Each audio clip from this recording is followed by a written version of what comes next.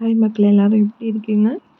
இன்னைக்கு வந்து எங்கள ஒருத்தவங்க இன்வைட் பண்ணியிருந்தாங்க. என் ஹஸ்பண்டோட டீம் லீடர். அவங்க ரிட்டயர்மெண்ட் ஃபங்ஷன் இன்னைக்கு. ஸோ அதுக்காக நாங்க போயிருந்தோம். ஸோ இது வந்து எங்களுக்கு ஒரு லாங் ட்ராவல். நான் வந்து வீட்ல கொஞ்சம் ஸ்வீட் ப்ரிப்பேர் பண்ணியிருந்தேன். அது இல்லாம போறப்ப வந்து என் ஹஸ்பண்ட் ஒரு பொக்கே வாங்கியிருந்தாரு.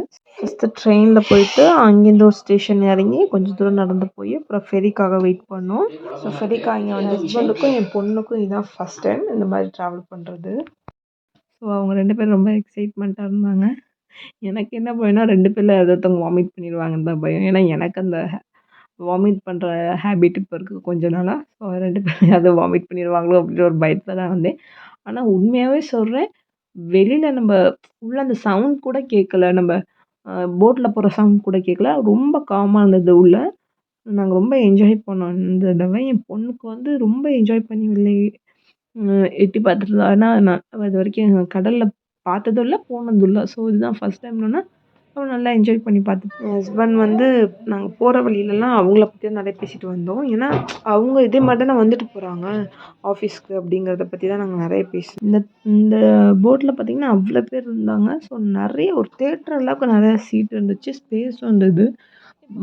மேலேயும் பார்த்தீங்கன்னா, இது வந்து ஃபர்ஸ்ட் ஃப்ளோர், செகண்ட் ஃப்ளோர்ல இருந்ததுனால நெறைய பேர் இருந்தது எனக்கு தெரியவே இல்ல. ஆனா நாங்க இறங்கி பஸ் ஸ்டாப் போறப்ப பார்த்தீங்கன்னா, அவ்வளோ பேர் வந்தாங்க. எனக்கே ரொம்ப ஆச்சரியமா இருந்தது. அப்புறம் பஸ் ஏறி அங்கேருந்து நாங்க போக வேண்டியதுக்கு 1/2 அன் ஹவர் ஆச்சு. பஸ்ஸில் ஒரு 1/2 அன் ஹவர் நாங்க ட்ராவல் பண்ணோம். ஸோ அந்த இடத்துக்கு போயிட்டோம். இந்த ஃபங்ஷன் வந்து ரொம்ப சிம்பிளா இருந்தது. எனக்கு ரொம்ப பிடிச்சிருந்தது. இந்த ஃபங்ஷனுக்கு வந்து எல்லாருமே என்கிட்ட வந்து ஓரளவுக்கு பேசினாங்க. எல்லாருமே வந்து அவங்கள பற்றியும் என்னைய பற்றியும் கேட்டாங்க. உங்களுக்கு நார்வே பிடிச்சிருக்கா?